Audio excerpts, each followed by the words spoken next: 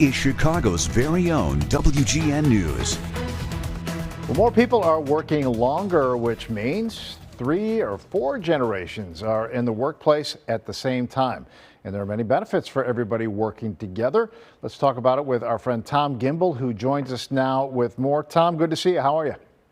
Good to be with you, Ray. You too. So, baby boomers, Gen X, millennials, and Gen Z. That's a lot of years that we're talking about. Each generation sort of comes with its own characteristics.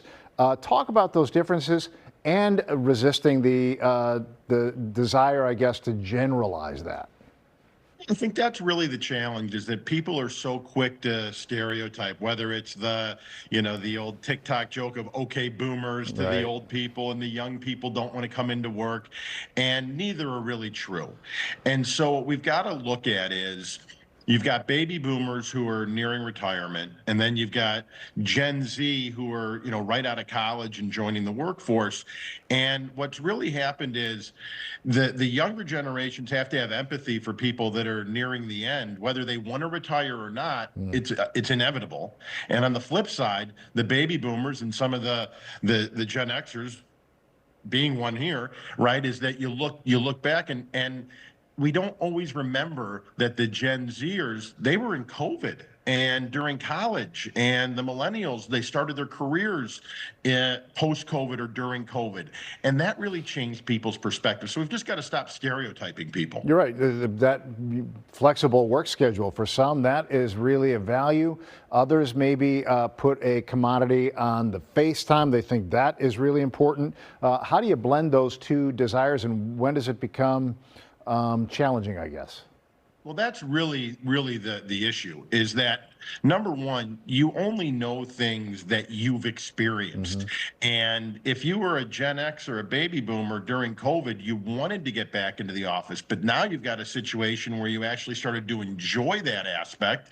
And some of the older workers are saying, well, I don't need to go back because I already know how to work. I already know the company culture. But the young people need that. So you have this challenge. And I'm of the belief, Ray, that it really falls on leadership. And what all generations want are clear guidelines. This is what's expected. You want us in the office. These are what the time frames are. This is what you expect from us. And this is what we're going to get in return for the employer-employee obligation, social contract, so be it. And that's really lacking, I think, is because people were afraid, leaders were afraid to say you have to come back into the office or we're going to stay fully remote, because they didn't want to lose people. Now we're in this situation where people live in this purgatory, so to speak, of not knowing where they're going.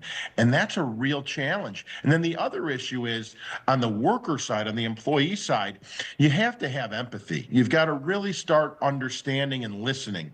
And too often you've got the young people saying, you don't know how to use the technology, we'll tell you how to do it, this is how it is now. And the older workers saying, slow your roll. We've been through this. And neither of those are good. Somehow we've lost this feeling of empathy and actually trying to put ourselves in someone else's shoes. Yeah, empathy, I think you're nail on the head there, right about that. But also the leadership aspect. And I guess it depends on where you work, the size of the workforce. Absent those kinds of guidelines that are set forth by management, talk about your advice when it comes to communication, and we'll leave it there.